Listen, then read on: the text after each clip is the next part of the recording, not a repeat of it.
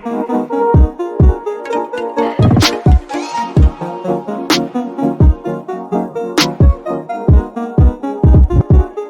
guys, welcome back to Go Ahead Teacher. We talk about teacher life, entrepreneurship, and mindset. I am going to be showing you all how to make your own t-shirts. So I have my heat press here. I'll show you all my Cricut machine and my computer. That's pretty much all the actual electric equipment you'll need. And then I'll show you the materials that you can use to actually make up the shirt. Also, I used to use Printify. I used Printify to ship my shirts when I first started in June. My first day was Juneteenth. That's when I went live with all of my products. And I was using a print-on-demand company that would manufacture the shirts for me. I would just upload the design and then they would actually mail out my materials to my customers. Now the problem is that I was seeing my actual clothing items and I was disappointed by what I would see. So I decided to actually make my own t-shirts and my own masks because I was displeased with what they were doing. That does not mean you have to stop using Printify or stop using shirts that are shipped on demand, but it's something that I chose to do so that I could keep the integrity of the business I was starting, because you don't want to get a bad rap at the beginning, right? So I'm gonna heat my press. I'm gonna heat my heat press and then I'll get started with showing you guys how to make your own tees. Y'all excuse my hair, excuse the mascara raccoon eyes I got. So I use a Cricut machine. You can use a Cameo, which is a silhouette cutter, which is the same thing. From what I researched about Cameos, I prefer my Cricut, but I'm going to show you my Cricut machine. I call her Minty. That's her nickname. I call her Minty the Money Maker because she is the color of mint. She's super cute. Isn't she cute?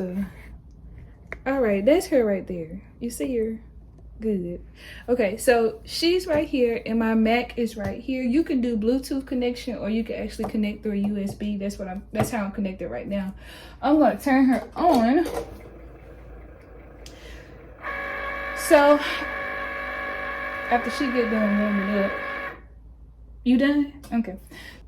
All right, so Cricut Design Space is where you would actually upload all of your designs. It is a software that comes with the Cricut. So once you purchase your Cricut, you would make an account with Cricut Design Space, and it's an app that you would download to your computer. Super easy to use, super user friendly. All right, so I'm gonna open up a new project.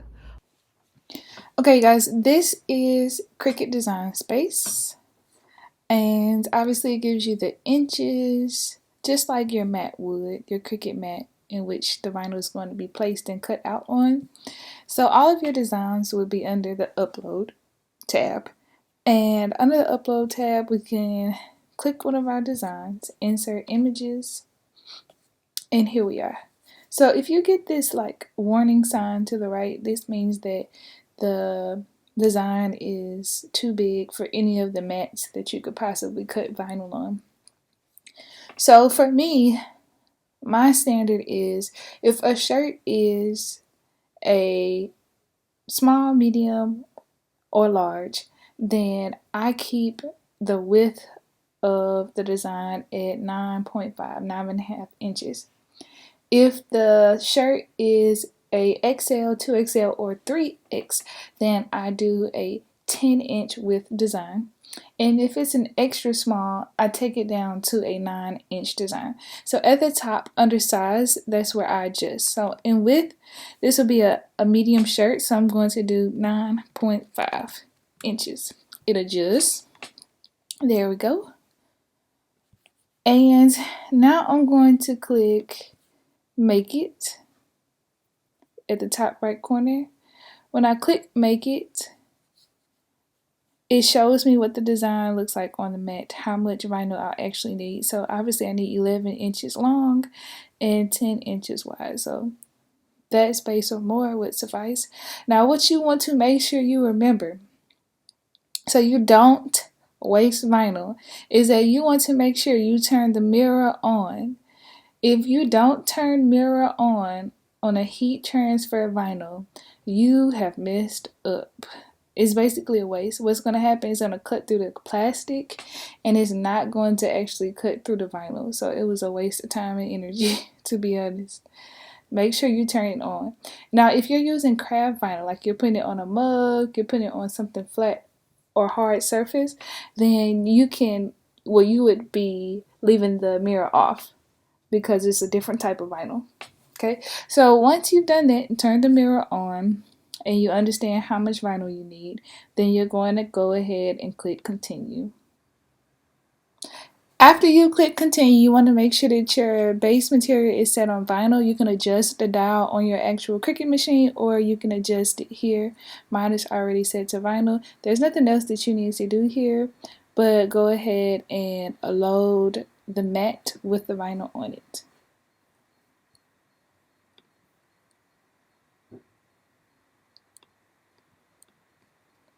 Okay, how do I eat?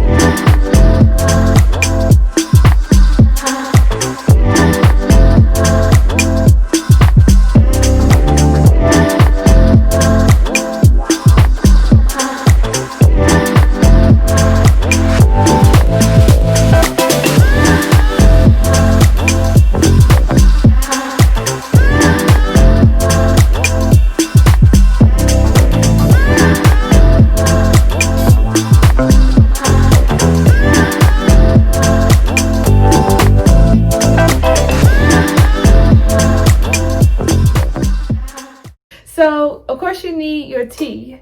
So this tea, the tea that I like to use is Bella Canvas. Hopefully, in modern technology, it's turning around properly and mirroring it. I get mine from Jiffy Teas, and I also get them off of shirtspace.com. And they are a good price. Obviously, the more you buy, the less you'll have to pay. So let's get on to it, yeah.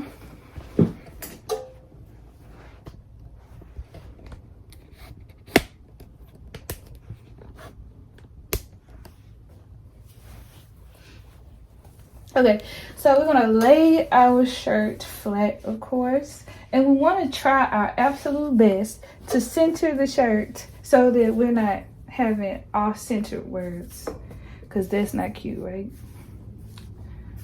Okay. This is the part that takes me forever, is trying to figure out if it's straight or not. I'd be like, is it straight? Now, be careful with this heat press as I get close to my face. Be careful because it is 320 degrees. So I press my shirts, all my cotton tees and my hoodies at 320 degrees for 15 seconds. Sometimes some vinyls need a little bit longer, which is fine. But you also want to check the pressure of your heat press machine to make sure it's actually clamping down hard enough for it to actually stick.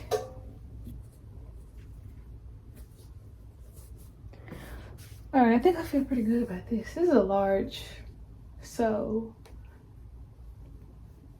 I feel the side of it and the seams. What's your rule of thumb for if it's in the middle? Do you like align the tag with the black thing in the back? Mm-hmm. Okay. And I also feel the seam on the sleeves. Okay. To see where it's meeting on the side of the machine. Because feeling for me is better than me trusting my eyes. But some people have good like good depth perception where they can really tell if something is centered or not. I don't have that skills. Never. It does not belong to me. All right. Then we're gonna get our vinyl. We're gonna lay it sticky side down. Sticky side down. I'm gonna pull this shirt back some because this is a big piece of vinyl, big piece of fabric. So for this shirt, I don't want it smack dab in the center. I'm gonna take it over to the left just a little bit because it's listing off names.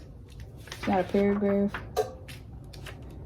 Okay, so my rule of thumb when it comes to from the collar, from the neck, is that I put my hand down, I put my finger down, and I go to my knuckle, my last knuckle. I know for sure my knuckle's not gonna change anytime soon. So I could trust this. Okay. And then the last step is you making sure that it is actually straight.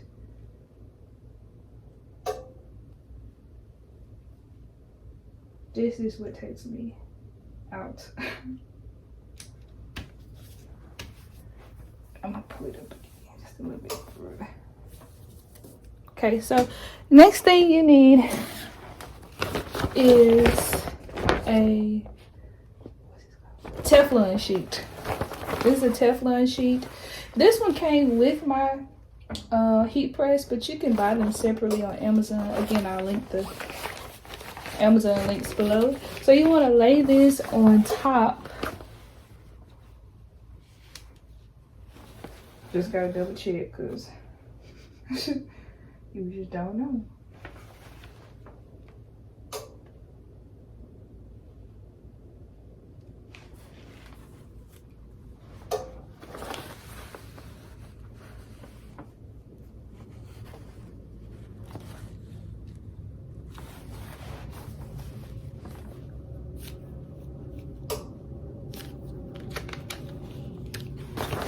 What do you think about if you, because that side is sticky, right? Mm-hmm.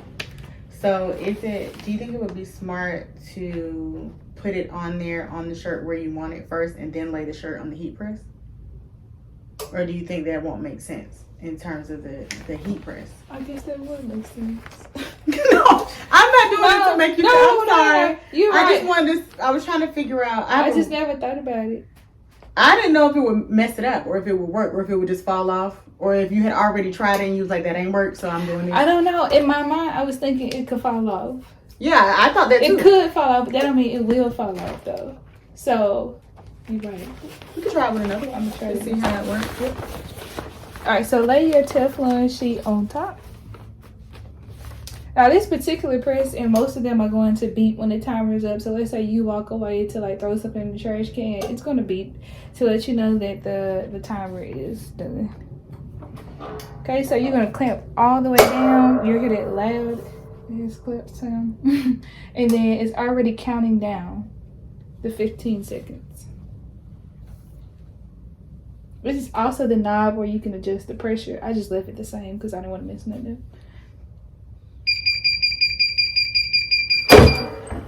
Take it up, unclamp it, remove the Teflon sheet. Oh, it's hot, be careful.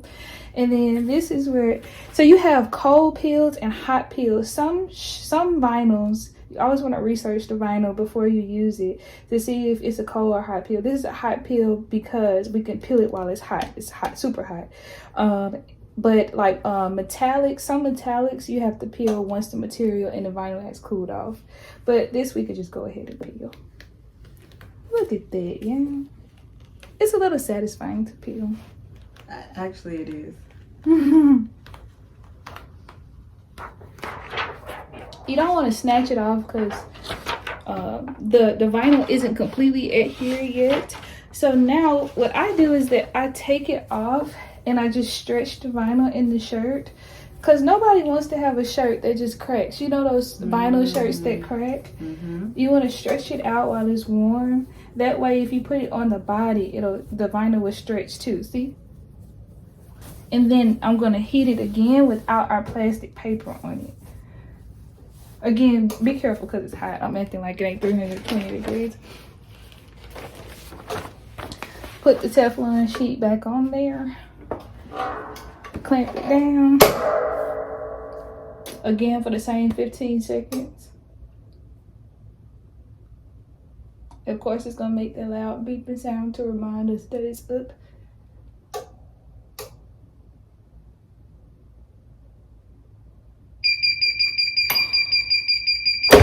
Lift up. Remove our Teflon sheet. And ta-da! All right, now we have our tea. Everything is centered. Everything is adhered well. It's not lifting up. It's flat. It's smooth. We don't have any bumps or lumps. It is ready to be worn. Now with vinyl shirts, you don't wash them for like 24 hours because you really want to let the vinyls, you know, attach to the fibers. And then other than that, you can throw this baby on and you're good to go. If you want to buy one of these shirts, you can get it on shop.goheadteach.com. I hope that you use this information that I've given you about making your own tees to start your own brand, to do what you've been wanting to do. As you see, I'm doing this in my house. This is my room. This is not office space. This is not an industrial manufacturer. This is me pressing out these shirts, which means that you can do it as well. All you need is a few equipments. Again, I use my heat press, I use my Cricut, and I use my computer. It doesn't have to be a fancy computer. You don't have to use a fancy heat press. You can work your way up to your fancy heat press if you like. I will list all the links below. I really hope this helps you out. Anybody have any questions, or if you want to see how I package these or the e-commerce site that I use to manage selling these, please let me know, and then I'll see y'all next time. Peace.